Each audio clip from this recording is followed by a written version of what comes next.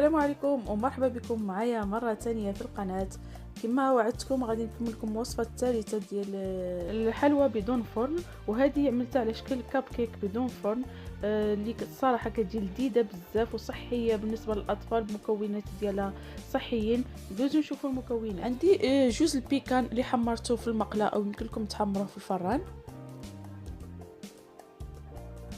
عندي اللوز مقلي او لا يمكنكم تحمروه في الفران، حبيبه الشوكولاط، الزبيب، اكاجو اللي حتى هو حمرته، وعندي كونفليكس او رقائق الذره على هذا الشكل. والشوكولاط من الاحسن تستعملوا الشوكولاط اللي تكون النسبه فيه ديال الكاكاو عاليه باش كيكون السكريات فيه ناقصين. انا استعملت هذه المكسرات، يمكنكم تستعملوا اي مكسرات عندكم. دوزو الطريقه. اول حاجه كناخذوا المكسرات وكنعملوها مع بعض من غير الزبيب وحبيبات الشوكولاط، وغندوزوهم في الخلاط الكهربائي. غنطحن ماشي حتى يتطحن مزيان، وانما غير نهرمشوهم، او يمكن لكم تقطعوهم غير تكون قطع صغيره كما كتشوفوا. غير غادي نهرمشو صافي. من بعد غنعملو في واحد الاناء، وغندوز غنعمل رقائق الذره، وغنحاول نتكي ليها بيدي باش ما يبقى ليش هكذاك الشكل ديالها كبير، حتى هي تهرمش شويه. غنزيد المكسرات على رقائق الذره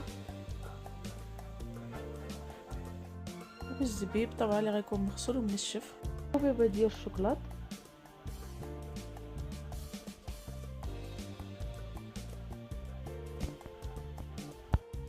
زيت الشوكولاط وذوبته في حمام مريم مع شويه ديال الزيت، وغنزيدو على الخليط.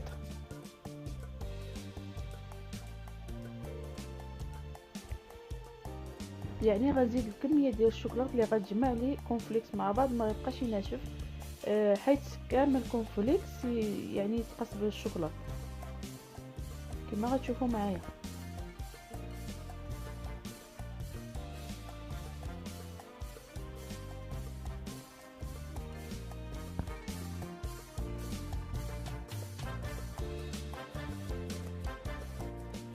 بعد ما دخل الشوكولاط في الكونفليكس والمكسرات، خديت المول ديال الكب كيك وعملت فيه قوالب ديال الكاغيط وغادي نعمرهم. يمكن لكم يعني تعمروهم كحلويات صغار، او القوالب ديال الكاغيط يكونوا صغارين. انا عمرتهم على هذا الشكل باش يعني كنعتمد نعطيهم لوليداتي يديهم معاهم المدرسه الفطور او الكوتي، لانهم كما شفتوا صحيين، المكونات ديالهم صحيه. صافي غنكمل التعمير ديال لي كاب كيك كله.